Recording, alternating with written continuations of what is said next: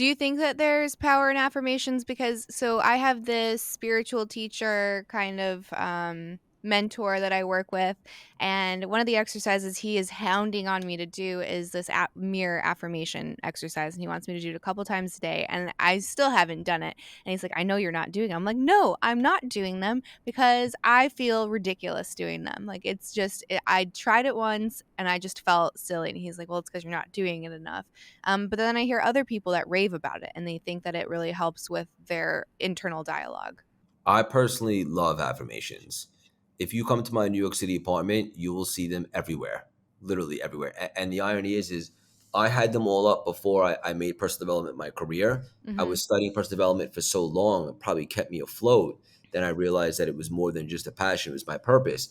But I'm huge. I'm a really big believer in affirmations. And if you can combine the spiritual and practical, and I would suggest to you to lean into it a little bit, Hmm. I think it's really powerful. Like, for example, just the very fact that in life we don't get what we want, we get what we're committed to, right? So if you start to affirm what you're committed to, just creating a little bit of a template, like I'm committed to blank, no matter what, there is no other option. Now all of a sudden you start believing like I'm destined to achieve that. Now we just have to reverse engineer it and figure out how. And then you can affirm, okay, so now by keeping it top of mind, you recommit to this every single day. And then saying, well, why is this a must for you? Writing down some bullet points. So it changes the language in your head. And also, if you see something long enough, you're going to start to believe it. Just simple affirmations like, I am worthy, I can do this. I remember right when I started speaking before a speaking engagement, I'd walk around and saying, I am a gladiator. This is my arena. Whatever it is, I'm weird and I'm strange, but it got me excited. It got me going. I have things on my mirror all the time. I think it's so important to be intentional and strategic with the language that you say to yourself, because most of the thoughts we have are negative, but here's the kicker: thoughts are not facts. So why not start choosing positive affirmations and essentially brainwash yourself into being positive and thinking that you're worthy? And eventually you do it long enough, you start to believe that, and then the results showcase themselves. So I'm a big believer in them. Yeah, it's interesting that you use the word commitment and like what you're committed to because I start to think about like I look at that from with a positive light and I'm like, okay, what are you committed to achieving? What are your goals? What if you're committed to a partner? Like those very typical top of mind things. But in an exercise I did the other day, you can kind of catch your automatic negative thoughts or like ants as Jim Quick would call them.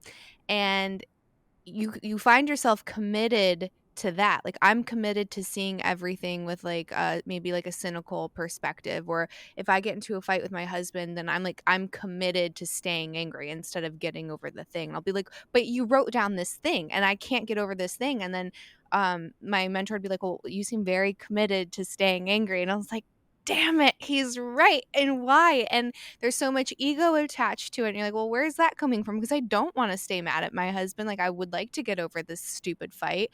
But I have this other narrator in my mind that's like, oh, well, this was written down. So you should stay mad at that. So it's like you get to decide what your commitment is. And do you want that commitment to be for growth, or do you want to dig your heels in and commit to being, quote, right?